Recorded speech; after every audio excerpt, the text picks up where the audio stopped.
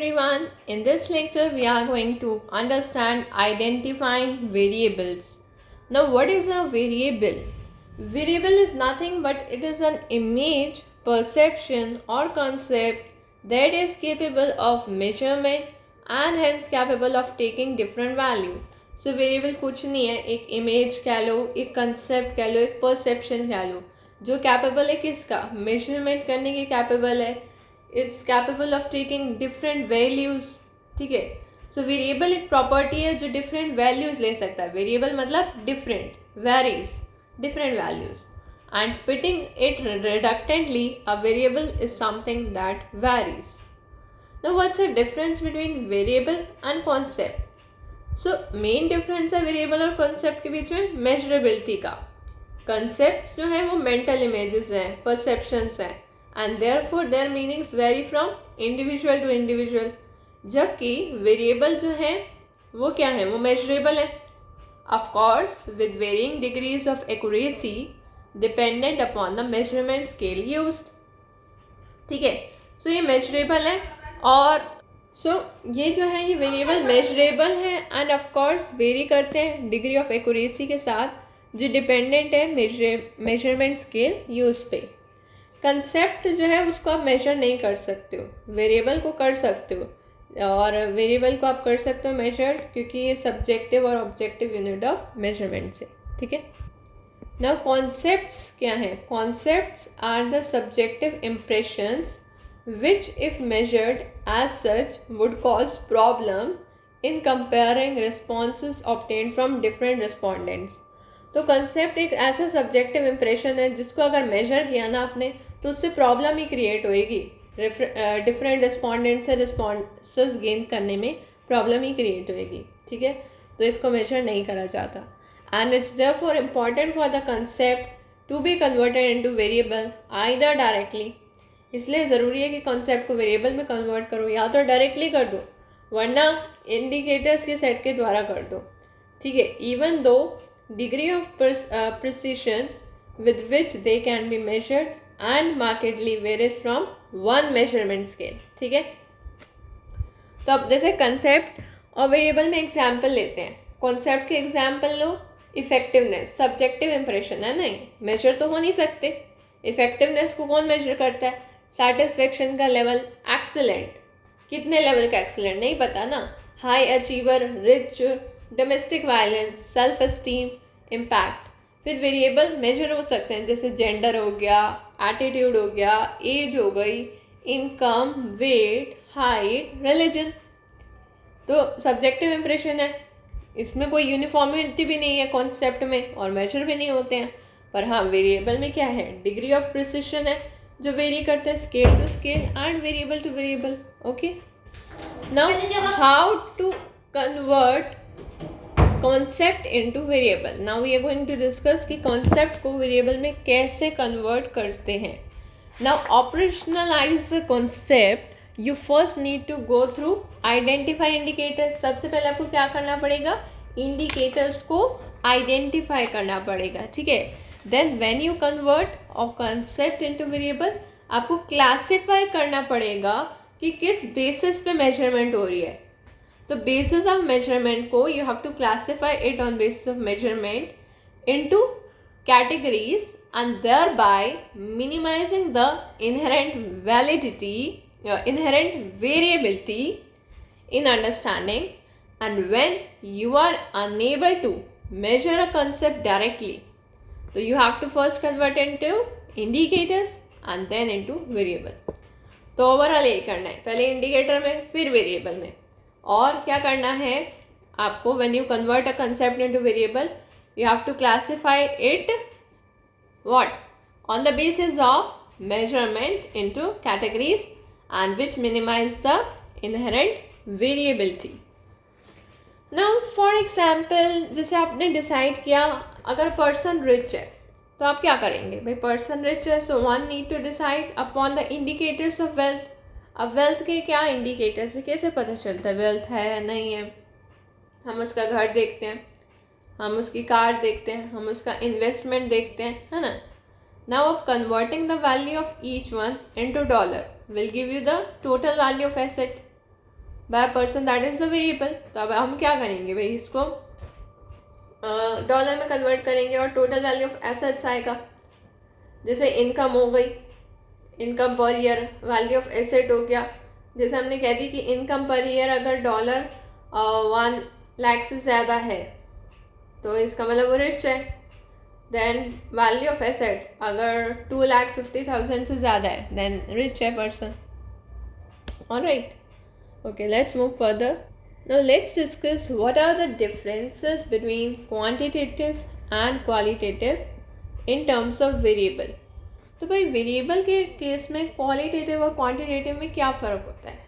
Qualitative research की बात करें, क्वालिटी, राइट, सो उसमें आता है studying of perceptions, belief, feelings, and you do not make any attempt to establish the uniformity across the respondents, and hence measurement and variable do not carry much significance. तो qualitative में ना measurement का, variable का कोई significance है ही नहीं, उसमें सिर्फ आपका स्टडिंग, परसेप्शन, बिलीफ, फीलिंग, बस इतना ही सफिशेंट है। जबकि क्वांटिटेटिव में बात करूँ ना मैं, तो क्वांटिटेटिव में काफ़ी एम्फेसिस है मेजरमेंट का, वेरिएबल का क्वांटिटेटिव में, और क्वालिटेटिव जो है वो डिस्क्रिप्टिव है, नरेटिव है। जबकि क्वांटिटेटिव का ग्रेटर एम्फेसिस किस पे है? मेजरमेंट के स्केल्स पे है। Alright, let's move further now. Now let's discuss the different types of variable. तो वेरिएबल्स के 3 क्लासिफिकेशन है वेरिएबल की टाइप की, कैजुअली, स्टडी डिज़ाइन के बेसिस पे, और यूनिट ऑफ मेजरमेंट। ठीक है, अब कैजुअल देखा जाए तो independent variable, intervening, extraneous and dependent. तो इंडिपेंडेंट जो चेंज होते हैं according to changing variables, intervening जो कॉज और इफेक्ट के बीच का रिलेशन बताएं, एक्स्ट्रानियस, ठीक है, एक्स्ट्रानियस क्या होता है? इंटरवेनिंग इंडिपेंडेंट हो गए जो वेरिएबल, चेंजिंग वेरिएबल हो गए, इंटरवेनिंग कॉज और इफेक्ट का, और डिपेंडेंट वेरिएबल इफेक्ट और कॉज का कह लो।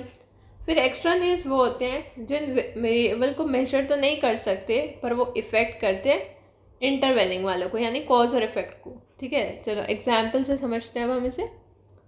जैसे पहले एग्जाम्पल ले लो, जैसे ये बताया चेंज वेरिएबल, इंडिपेंडेंट वेरिएबल, फिर ये दूसरा हमारा डिपेंडेंट, आउटकम वेरिएबल, ठीक है, कॉज और इफेक्ट। अब जो वेरिएबल इफेक्ट करते हैं वो एक्स्ट्रानियस, और कनेक्टिंग और लिंकिंग वेरिएबल वो इंटरवेनिंग। ठीक है जी, जब जैसे स्मोकिंग ले लिया, स्मोकिंग हमने ले लिया कॉज है, ये इंडिपेंडेंट है, ठीक है ना। अब कैंसर क्या है? डिपेंडेंट है, इफेक्ट हो गया, cancer is an effect. Cause क्या है? स्मोकिंग, इंडिपेंडेंट टू डिपेंडेंट, बीच में लिंकिंग करेंगे इंटरवेनिंग, वो भी आई नहीं है यहाँ पे। अब इनको जो रिलेशन को इफेक्ट कर रहा है, इनके लिंकेज को, वो है एक्स्ट्रानियस। अब क्या एक्स्ट्रानियस है अदर वेरिएबल्स?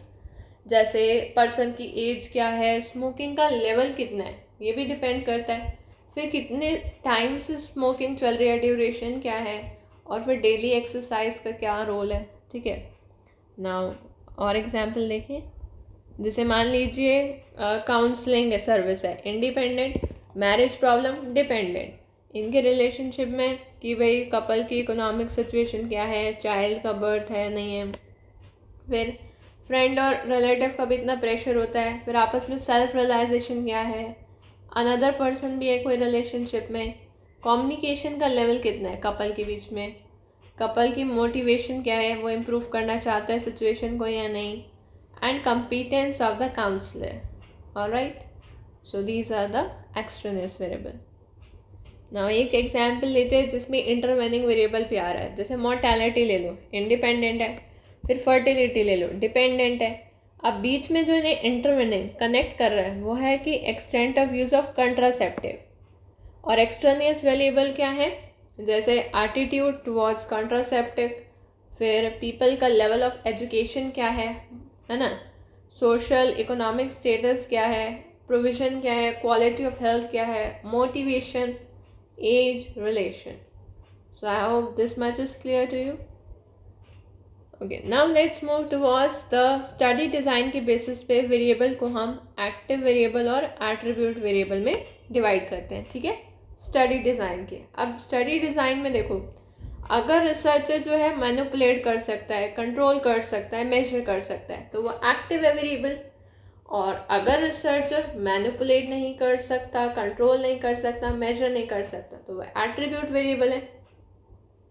अब एक्टिव वेरिएबल में स्टडी का इंटरवेंशन है, एट्रीब्यूट वेरिएबल में स्टडी पॉपुलेशन है।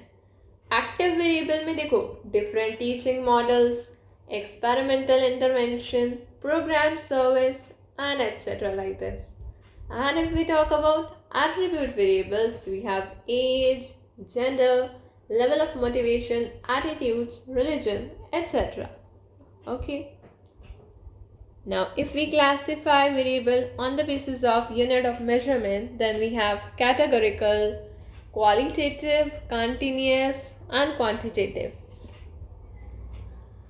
सो कैटेगरिकल वेरिएबल में भी जो नॉमिनल और ऑर्डिनल स्केल पे चलता है कैटेगरिकल वेरिएबल, और क्वालिटेटिव भी नॉमिनल और ऑर्डिनल स्केल पे, जबकि जो कंटिन्यूस हैं एंड क्वांटिटेटिव वेरिएबल हैं, these are based upon interval and ratio scales.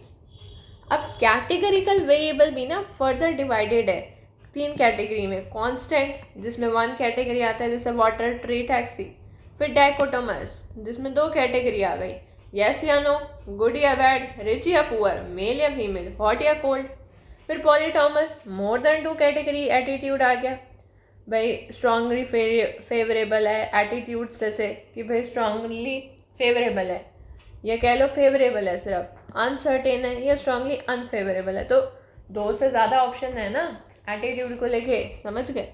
अब कंटिन्यूस की बात करें तो इनकम आ गया, एज आ गई, वेट आ गई। फिर क्वालिटेटिव की बात करी तो किस में, नॉमिनल और ऑर्डिनल स्केल पे, तो जेंडर में मेल है, फीमेल है, एजुकेशन लेवल का हाई है, एवरेज है, लो है, क्या एजुकेशन है। और क्वांटिटेटिव की बात करी, क्वांटिटेटिव जो इंटरवल और रेशो स्केल पे है, तो भाई educational level dash number of years completed, कितने लेवल का एजुकेशन है। So I hope guys this is clear. Now let's move towards types of measurement scale. So first scale is nominal scale or classificatory scale. So it enables the classification of individuals, objects, responses based on common or shared property or characteristic. तो nominal scale जो है वो common या फिर shared property पे based है, ठीक है। जैसे gender है मेल फीमेल, फिर political party labour, liberal, Democrats.